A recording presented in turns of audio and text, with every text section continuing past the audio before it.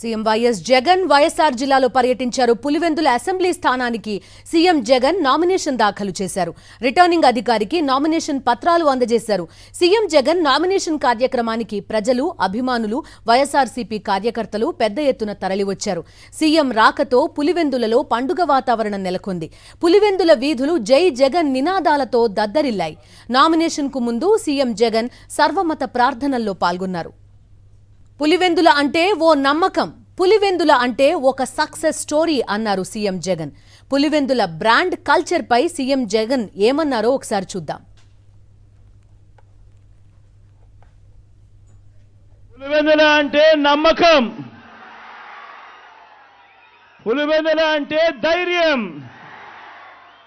పులివెందుల అంటే అభివృద్ధి, పులివెందుల అంటే ఒక సక్సెస్ స్టోరీ, పులివెందుల ఓ విజయ గాథ. ఇది ఇక మీదట కూడా కొనసాగే విజయ గాథ. పులివెందులలో ఏముంది అని ఒకప్పుడు అడిగితే పులివెందులలో ఏమి లేదు చెప్పండి అని చెప్పి ఇవాళ తిరిగి అడిగే స్థాయికి ఈ పట్టణాన్ని, మన నియోజకవర్గాన్ని మార్చుకుంటూ ప్రతి అడుగు వేశాము. రాబోయే రోజుల్లో ప్రతి అడుగు వేస్తాము కూడా.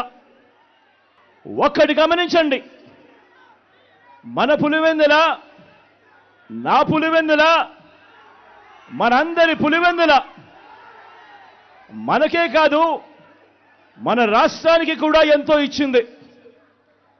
టీడీపీ మాఫియా 4 దశాబ్దాల దుర్మార్గాలను ఎదిరించి నిలబడే ధైర్యాన్ని, మాట ఇస్తే మడప తిప్పరన్న నమ్మకాన్ని, మోసం చెయ్యరన్న విశ్వాసాన్ని మన తెలుగు నేల మీద అణువణువున నింపింది ఎవరంటే మీ పులివెందుల బిడ్డలే అని చెప్పి కూడా ఈ సందర్భంగా సగర్వంగా సవినయంగా తెలియజేస్తా ఉన్నా. ఆ చంద్రబాబుకు, ఆ ఈనాడుకు, ఆ ఆంధ్రజ్యోతికి, ఆ టీవీ5కి, ఆ ఎల్లో మీడియాకు దశాబ్దాలుగా కోపంతో వచ్చే ఊతపదం ఏమిటి? Pulivendula culture, Kadapa culture, Rayalaseema culture అంటూ మన మీద వేలెత్తి చూపించే కార్యక్రమం. ఎస్ ఎస్, మన కల్చర్, మంచి చేయటం మన కల్చర్, మంచి మనసు మన కల్చర్, మాట తప్పకపోవడం మన కల్చర్, బెదిరింపులకు లొంగకపోవడం మన కల్చర్. అంటే బటన్లు నొక్కడంలో జగన్ను కొట్టలేరు. ఏ రంగాన్ని తీసుకున్నా జగన్ మంచి చెయ్యలేదు అని వీళ్ళు చెప్పలేరు. జగన్ కంటే తమ 14 ఏళ్ల పాలనలో వారు జగన్ కంటే మంచి చేశాము అని చెప్పి కూడా వాళ్ళు చెప్పలేరు. ఆలోచన చేయమని అడుగుతా ఉన్నా.